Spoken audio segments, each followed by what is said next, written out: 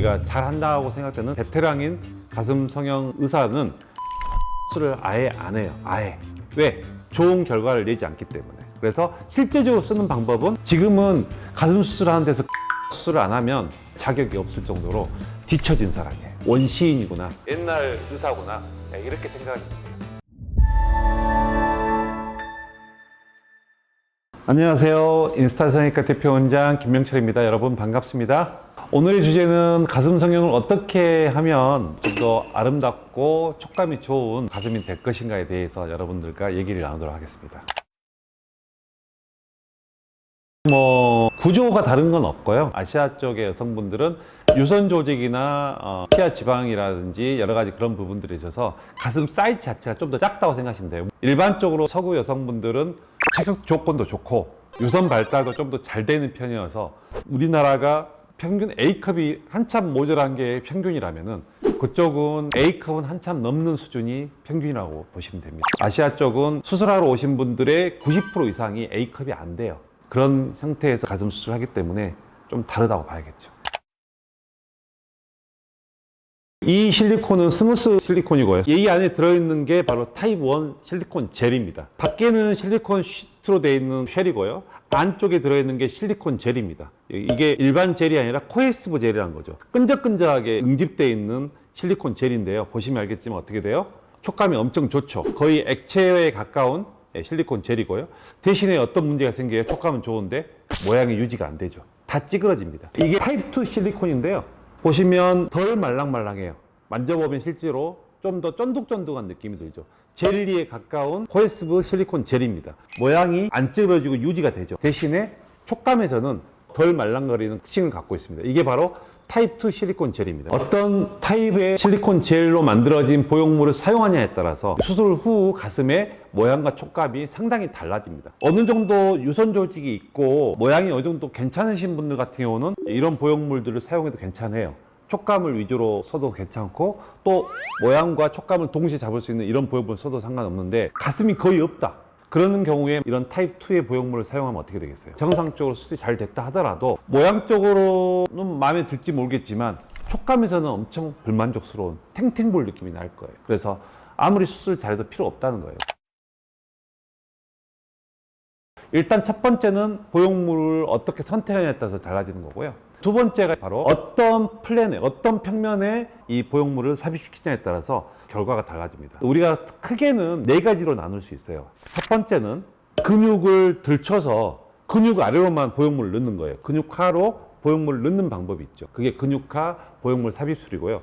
두 번째로는요, 근육 위에 있는 근막이 있어요. 근막과 근육을 분리시킵니다. 그래서 포켓을 만들어서 보형물을 넣는 게 바로 근막하 보형물 삽입이에요. 그리고 이 근막 위에는 뭐가 있냐? 유선 조직이 있어요. 유선 조직이 있는데 그 유선 조직과 근막 사이를 박리를 해서 그 사이에 포켓으로 보형물을 넣는 것을 유선화 보형물 삽입이라고 얘기를 합니다. 그리고 마지막으로 근육 아래를 박리를 하는데 근육이 붙어있는 시작 부위와 끝 부위 아랫부분은 근육을 전체를 다 절단을 합니다. 커팅을 하다 보면 어떤 문제가 생기냐면 절반은 근육이 덮고 있고 절반은 근막하로 되어 있어요. 근막 아래로 덮어있는 수술이 진행되는데 그걸 바로 이중평면 보형물 삽입법이라고 합니다. 이런 네 가지 수술 방법이 어떤 평면이 있느냐에 따라서 그런 방법이 있는데 우리가 잘한다고 생각되는 베테랑인 가슴 성형 의사는 유선화 수술을 아예 안 해요. 아예. 왜? 좋은 결과를 내지 않기 때문에. 그래서 실제적으로 쓰는 방법은 근막하 포켓과 아니면 이중평면 포켓 이 세 가지 방법을 사용한다고 생각하시면 됩니다. 근막하 수술 방법은 어느 정도 유선 조직이 있어야 돼요. 근육 위로 보형물이 들어가기 때문에요. 그러면 유선 조직이 없어버리면 어때요? 바로 보형물이 만져지고 느껴집니다. 모양도 새가 나는 거고요. 그래서 어느 정도 유선 조직이 있어야지만이 이 근막하 수술을 할 수 있는 거고요. 아예 유선 조직이 거의 없다. 그러면 근육하로 보형물을 넣어야겠죠. 그리고 유선 조직이 없는데 좀 더 자연스러운 결과를 위한다면 이중평면으로도 수술을 할 수 있는 거고요. 근데 일반적으로는요. 별개법에서는 수술 결과가 차이가 없다고 했는데 한 가지 차이가 나는 게 있어요. 어떤 게 있냐면 밑선으로 수술할 때와 유륜으로 수술했을 때는 이중평면으로 수술이 가능해요. 물론 겨드랑이로도 이중평면으로 수술하신 분들이 아주 드물게 있어요. 실제적으로 겨드랑이를 통한 내시경을 이용해서 가슴 확대 성형을 하면서 이중평면으로 수술하기는 정말 쉽지 않아요. 또 완벽하게 수술하기도 어렵고요. 겨드랑이를 통해서 만약에 근육 아래로 보형물을 넣고 싶다 그랬을 때는 근육 커팅을 하기 좀 힘들고 온전히 근육화로 보형물을 넣게 되는 그런 수술 방법을 사용하는 게 일반적이고요. 현실적으로 어떤 수술 방법이 가장 촉감이라든지 모양적으로 자연스럽고 좋을 것이냐, 그건 보통은 근막합니다.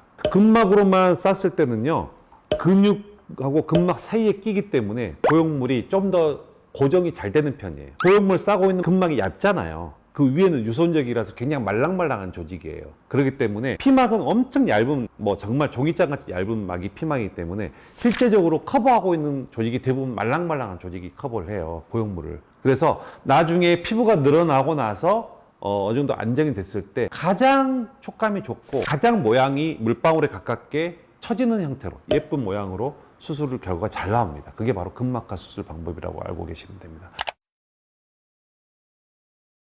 지금은 가슴 수술하는 데서 근막하 수술을 안 하면 자격이 없을 정도로 뒤처진 사람이에요. 원시인이구나, 옛날 의사구나, 이렇게 생각하시면 돼요. 그다음에 온라인에서도조차도요, 요즘에는 환자들이 다 알아보잖아요. 그래서 환자들조차도 이런 정보를 보면서 근막하가 뭐 더 좋은 결과하고 통증도 적고 그다음에 환자분들한테 더 좋다라는 그런 얘기들을 많이 알고 있어요. 실제로는 이중평면이 일부분에서만 좋아요.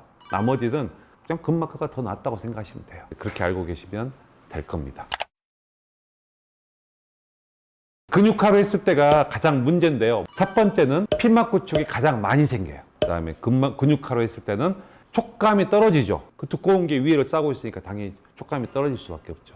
그래서 근육화로 했을 때는 좀 좋은 결과가 덜 나오고요. 그다음에 거기다가 뭐가 또 문제냐? 수술할 때 아파요. 근육을 사이를 가르기 때문에 굉장히 통증이 많이 느껴져요. 네, 오늘은 어떻게 하면 조금 더 모양과 촉감이 예쁜 이상적인 가슴 성형이 될 수 있을까에 대해서 수술 방법이라든지 또는 보형물 종류에 따라서 여러분들에게 상세하게 설명을 드렸는데요. 제가 말씀드린 것에 대해서 좀 더 추가적인 질문이나 궁금한 점이 있으면 저희 유튜브에 댓글을 달아주시거나 병원 카페나 카카오톡으로 질문을 해주신다면 제가 성심성의껏 답변을 해드리도록 하겠습니다. 오늘 이상으로 마치도록 하겠습니다. 감사합니다.